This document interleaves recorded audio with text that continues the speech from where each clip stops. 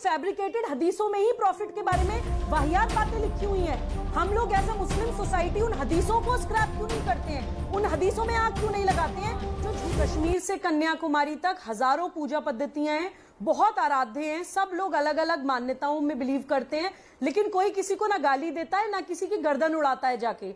ये भारतीय कल्चर है। पैगंबर मोहम्मद सल्लल्लाहु अलैहि वसल्लम को टॉलरेट नहीं, सेलिब्रेट किया जाता है भारत में, कोई उनकी बेइज्जती नहीं करता है। लेकिन अगर पैगंबर का सम्मान होना चाहिए भारत में, तो महादेव का भी उतना ही सम्मान होना चाहिए।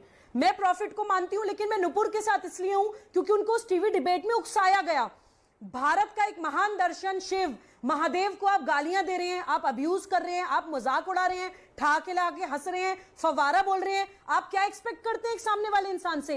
हीट ऑफ द मोमेंट में उनके मुंह से कोई बात निकली जो उनकी नियत नहीं है, सिर्फ एक गुस्से में, आक्रोश में मुंह से निकला। गलती भी मान रही हैं, एफआईआर भी हो गई है, लेकिन फिर भी आप लोग हाथ में पत्थर लेकर देश जला रहे हैं। मैं एक मैसेज अमीश आपके चैनल के माध्यम से पूरे देश के माँ बाप को देना चाहती हूं कि लोकतंत्र में जिम्मेदारी सिर्फ सरकार की नहीं होती है, विपक्ष की भी होती है, माँ बाप की, समाज की भी होती है। जब हमारा बच्चा कोई पहली गलती करता है और हम उसको थप्पड़ नहीं मारते हैं, तो हमारी गलती है। अगर वो कल को अपराधी बनता है तो हमें अपने अंदर झांकना चाहिए कि हमने सही वक्त पे उसको नहीं टोका। अपने समाज को साफ करने की जिम्मेदारी हमारी खुद की है।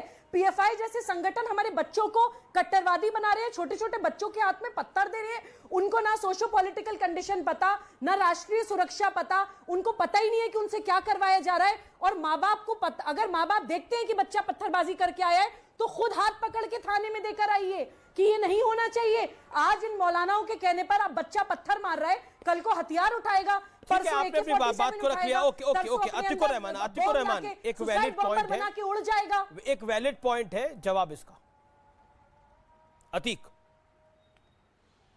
Atikur Rahman.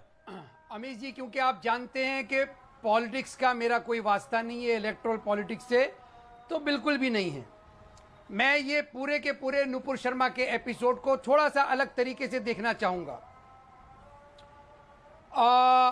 As a researcher on Islamic studies, prophet Muhammad के खिलाफ जो कुछ भी बयान दिया जाता है, ना सिर्फ अब बल्कि पास में भी, और सबसे ज्यादा जो भयानक बयान दिया वो सलमान रश्दी ने दिया।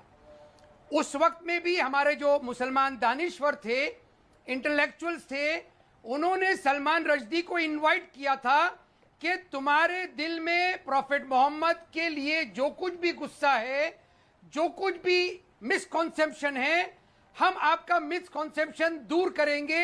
आपने किताब लिखी, हम भी किताब लिखेंगे। डॉक्टर रफीक ज़करिया ने किताब लिखी, मोहम्मद एंड कुरान और सैटेनिक वर्सेस का जवाब दिया। उस वक्त की सरकार, राजीव गांधी की गवर्नमेंट को मना किया कि आप इसको बैन ना करें। मुसलमानों को समझाया कि किताब का जवाब सिर्फ किताब हो सकता है, पोइट्री का जवाब सिर्फ पोइट्री हो सकती है। मैंने नुपुर शर्मा के साथ में डिबेट की दूरदर्शन के ऊपर, मोहम्मद एंड कुरान नाम का हवाला दिया किताब का। नुपुर शर्मा ने किताब का नाम नोट किया और कहा कि मैं ये डॉक्टर रफीक ज़करिया की किताब जरूर पढ़ूंगी। मैंने उनको आश्वासन दिया, आपने जो कुछ भी कहा है प्रॉफेट मोहम्मद के लिए, उसका जवाब इस किताब में मौजूद है। उन्होंने मुझसे पूछा था, क्या कोई सीनियर क्लेरिक मुझे बताएगा, कोई मुसलमान सीनियर क्लेरिक मुझे बताएगा कि मैं कहां गलत हूं, जिसके एवज में मैंने उनको इस किताब का हवाला दिया और इसके ऑथर का हवाला दिया। आपने ये अच्छा काम किया, आपने ये अच्छा काम किया, ऐसे काम आपने अच्छे किए। लेकिन एक सेकंड, एक सवाल का जवाब दे दीजिए। मैं बिल्कुल आपको मौका दे रहा हूं सुबह, लेकिन ये क्या है, मैं पैगंबर साहब के खिलाफ बोलूंगा, जो पैगंबर साहब के खिलाफ बोलेगा उसकी आंखें नोच लेंगे, उंगली उठाई तो उंगली तोड़ देंगे, हाथ उठाया तो हाथ काट देंगे। क्या आपको लगता है ये वाजिब बात है? मेरे पास 10 बयान है, मैं इस बयान को इसलिए पढ़ा हूं, ये हिंसात्मक है। और ये मौलाना नदीम मुफ्ती साहब का बयान है। क्या ये हिंसात्मक बयान जायज है? जिस तरह के नारे लगाए जा रहे हैं, गुस्ताखे रसूल की क्या सजा, सर तन से जुदा, इस तरह की बात डराती है। आप कह रहे हुए लोग डरे हुए हैं, लेकिन ये तो डराने वाली बात हो रही है। गलती अगर किसी ने करी तो कानून सम्मत काम होगा, सड़क पर फैसला तो नहीं होगा। कानपुर में लोगों में उत्तेजना हो गई 1 हफ्ते बाद और उन्हें पत्थर चला दिए, पेट्रोल बम बना दिए।